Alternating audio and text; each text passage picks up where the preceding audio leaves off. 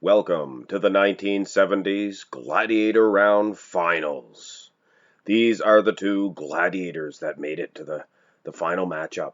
Arnold Schwarzenegger and Lou Ferrigno.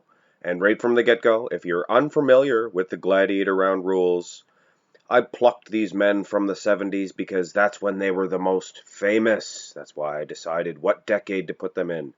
And after that, you can use any footage.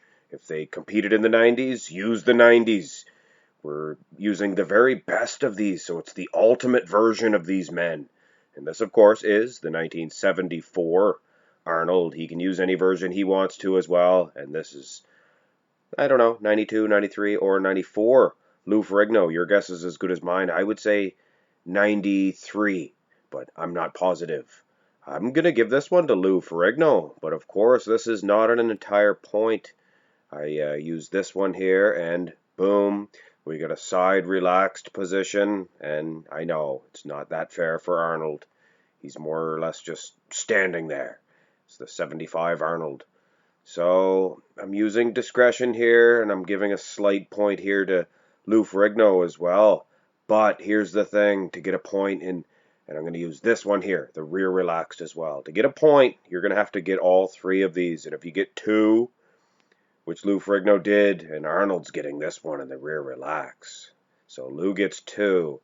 And if it's a tie at the end, I will use that as a tiebreaker. But other than that, there's no points on the board yet, just a slight edge to Lou Ferrigno. And it is basically because I felt that his conditioning was better. Arnold still had bigger pecs and arms in those front and side positions. All right, the first pose, front double bicep. Here we go. Arnold Schwarzenegger takes the first point. His arms are much bigger, much more presentful. Wow. Look at the legs on Arnold as well. This must be the 74 Arnold, or it could be the 73. It's debatable. The camera angle is creating a little bit more size on Arnold's arms. Look at Lou's legs. He is winning on that aspect. And I believe his overall conditioning may be just as good as Arnold's here, but nothing doing. The size of Lou's arms pale in comparison to the Austrian oaks. 1-0, Schwarzenegger. Yes, this front lat spread is one of my favorite poses, for sure. Lou Ferrigno looks good.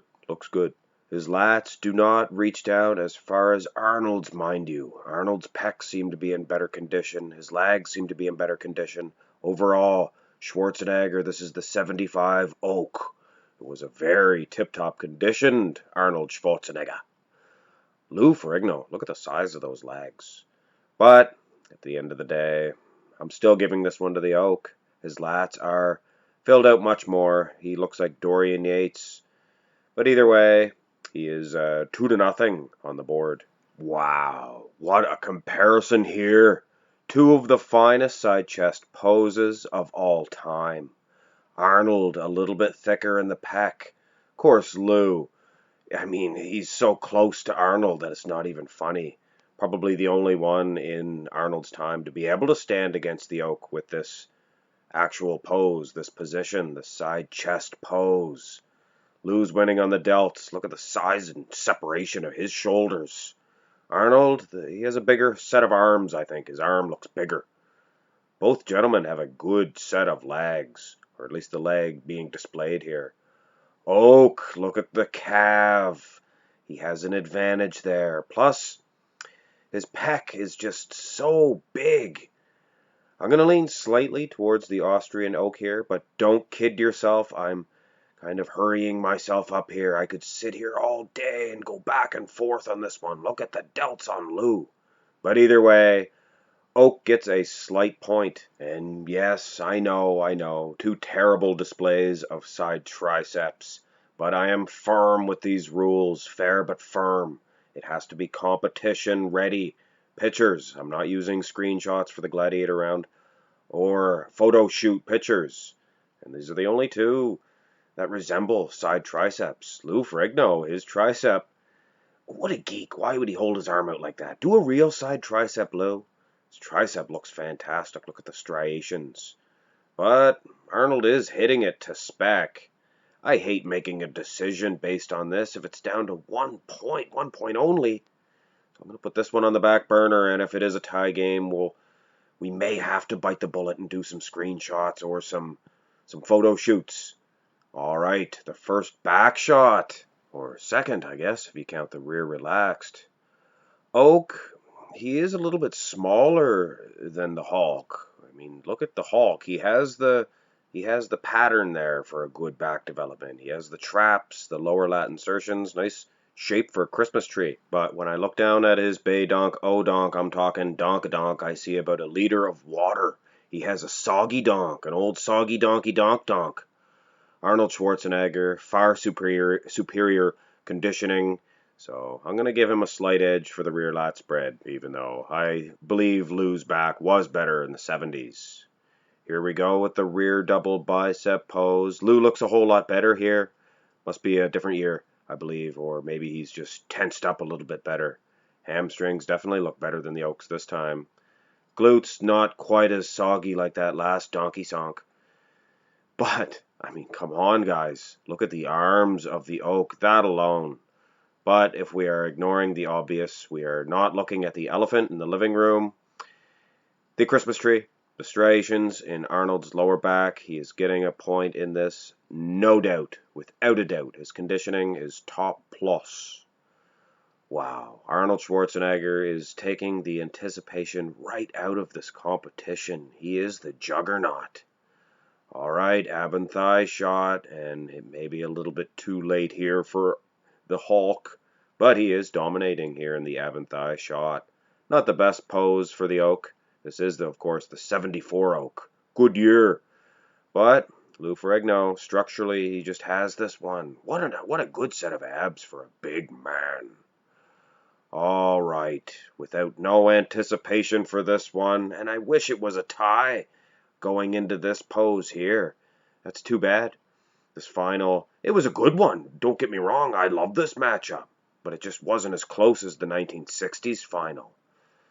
Arnold Schwarzenegger, I am giving him a loss in this, even though his pecs are far greater in substantialness and thickness and conditioning. But Lou, he is as wide as a bus. Look at the clavicle width, look at the delts, and look at those traps. Best traps in the business, at least from the front. So Lou Ferrigno saves some face by getting himself a couple of little points here at the end, and I guess we don't have to worry about that side tricep deal. Here is your winner of the 1970s Gladiator Round Tournament, the Austrian Oak, Arnold Schwarzenegger, and deservedly so. After a dominant final matchup like that, can there be any doubt? Of course, Robbie Robinson, he had a nail-biter of a semifinal with Lou Ferrigno, so he gets first dibs against the Oak. But this is Arnold's time to shine. He is the greatest bodybuilder to have competed in the 1970s. And I would like to take this time to thank Arnold. Thank you very much, Oak. Not only did your bodybuilding career propel all the bodybuilders today into superstardom and financial success, but your movie career inspired actors and just anybody to do good in life, because that's the Oaks motto. Just follow your dreams and have a path in life. And now with my YouTube channel, and I'm monetized now, and I have the best subscribers in all of the world, I have a path as well. And it might not be as important as the Oaks, but I guess to me, it is. I really hope you guys enjoyed this series finale featuring Lou Ferrigno and the Austrian Oak, Arnold Schwarzenegger. Look forward to next week's Gladiator Round Finals, the 1980s decade. Lee Haney takes on Brutal Bertil Fox. That's going to be one outstanding contest for sure. So next week, look forward to that one. Go ahead and give this video a thumbs up if you don't mind, and click the subscribe button as well if you have not already. All these things help me out a great deal. Have a great day.